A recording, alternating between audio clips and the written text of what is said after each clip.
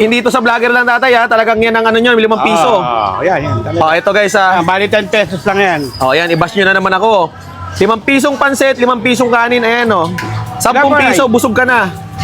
Yung 5 piso tsaka 10 piso na pansit na may toppings.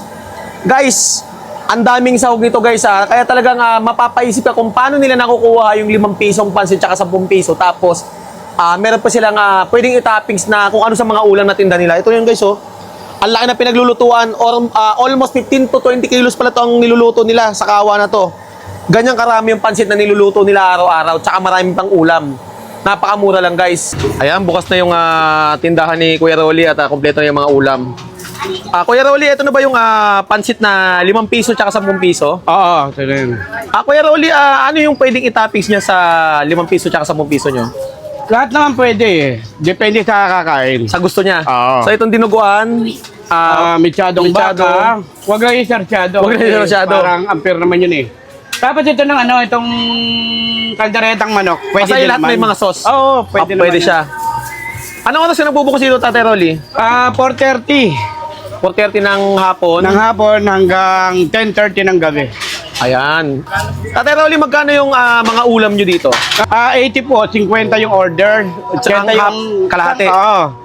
Yung isang order niya, 80. Yung kalahati, 50. 50. Sa gulay, Yung gulay namin, 30.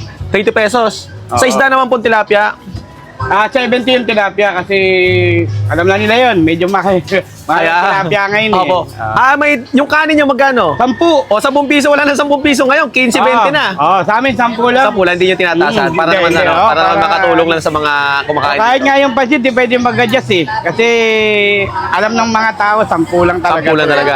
Tatay Rolly, bigyan mo nga ako nito ng 5 piso, Tatay Rolly. Ito yung ano ko dito, highlights ko dito, 5 piso. Ayan guys, 5 pisong pansit, napakadami no.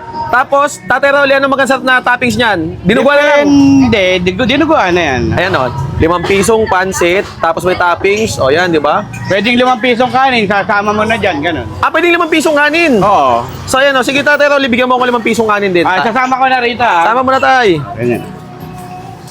Hindi ito sa vlogger lang tatay ha, talagang yan ang ano nyo, 5 piso. Yan. O ito guys Bali 10 pesos lang yan. O ayan, i-bash nyo na naman ako. 5 pisong pansit, 5 pisong kanin, ayan o. 10 piso, busog ka na. O, di ba? Tatay Rolly, saan ito matatagpuan? 926 Elcano Market, Tondo, Manila. Ito guys magalit na naman kayo sa akin kasi baka nagsisinungaling ako sa inyo. 5 pisong kanin, 5 pisong pansit. O ayan, dito lang yan kay Kuya Rolly. Dito lang yan guys sa may Elcano Market guys dito sa may Tondo, Manila. Dito ko 5 piso, 5 pisong kanin, 5 pisong pansit guys, makakakain ka na, busog ka na. Ayan, tikman natin. Guys, pag bumili ka ng 10 piso o 5 pisong pansit, guys, lahat ng ulam dyan pwede mong i-toppings. Ayan Pamili ka kung ano, basta wag lang yung gulay tsaka yung isda. So lahat ng karne dyan na may sauce, pwede mong ipa-toppings dito. Ayan Titikman natin. Ang pinatoppings ko dito guys, dinuguan dahil paborito ko yung dinuguan Pasintabi sa mga kapatid nating iglesia dyan. Sarap po. Walang pagbabago guys. Actually, nagtending na to sa akin last year 5 piso. 5 pisong pansit, 5 pisong kanin. Akalain mo may makakain ka pa? Di lang tawid gutom to guys, busog ka pa. May libre pang tubig, may libreng sabaw. Ayan. Ang dami ng 5 pisong kanin Dito lang yan guys kay Kuya Rolly. Open to guys ng alas 4 ng hapon hanggang maubos to. Mas maganda agahan nyo guys kasi hindi na sila inaabot ng 10 PM. Ayan guys Ulitin ko. Elcano Market, dayuhin nyo lang to guys